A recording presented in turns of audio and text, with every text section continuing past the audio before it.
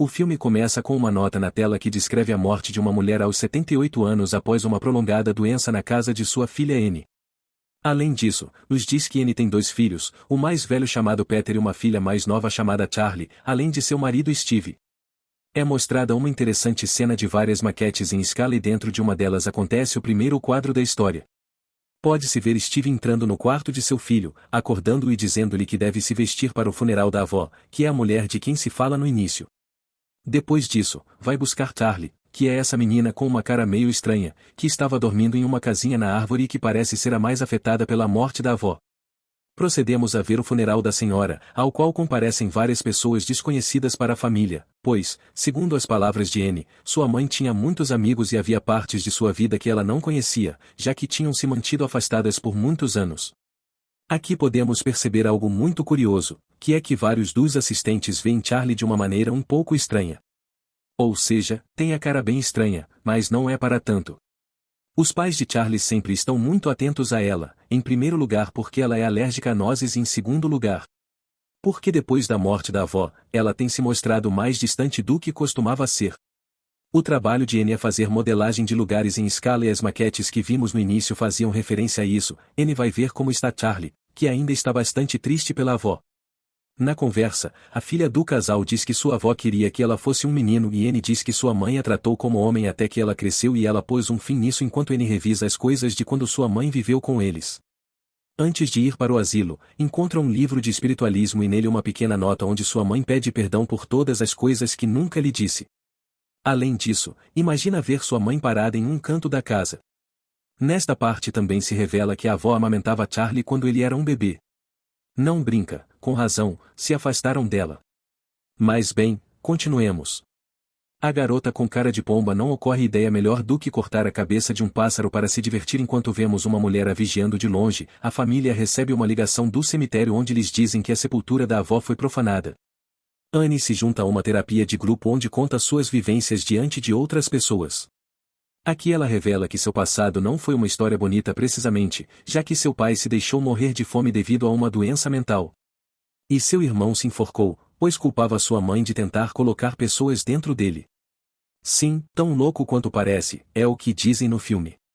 Além disso, Andy revela que sua mãe estava se envolvendo tanto na família que seu marido colocou uma regra de não contato, por isso a avó não conviveu com Peter, mas que Anne se sentiu tão culpada que quando Charlie nasceu voltaram a ter contato com ela. Na cena seguinte, vemos Charlie desenhando um brinquedinho bem estranho com a cabeça do pássaro que ele cortou há pouco. Do nada, uns círculos estranhos aparecem nas paredes e guiam Charlie para dentro da floresta e, estando lá, vê o que parece ser uma idosa sentada ao redor de um aro de fogo. Mas antes de poder fazer algo, aparece sua mãe e a leva de volta para casa. Peter pede permissão para ir a uma festa. Como sua mãe não confia nele, diz que vai, mas que tem que levar Charlie. A caminho da festa, vemos algo curioso. Em um dos postes da estrada há um símbolo estranho, que já havíamos visto antes, pois a avó foi enterrada com um colar que tinha o mesmo símbolo. Chegando à festa, te vejo beijando outro, não?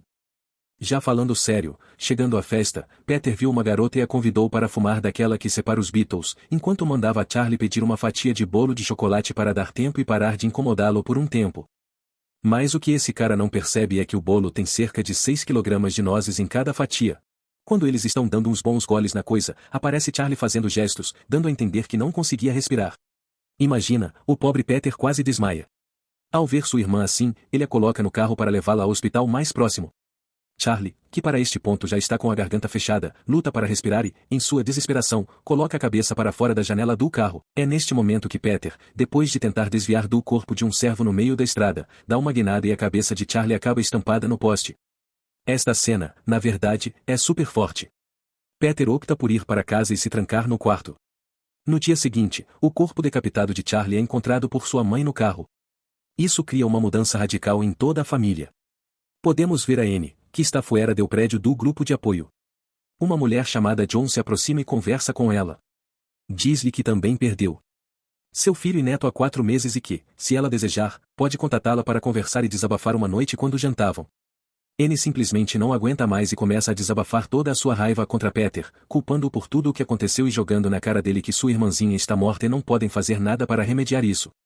Uma tarde, enquanto Anne fazia compras, encontra-se novamente com John. Ela parece bastante feliz e decide contar a Anne o motivo. Diz que contatou uma médium e que, graças a ela, conseguiu entrar em contato com o espírito de seu neto.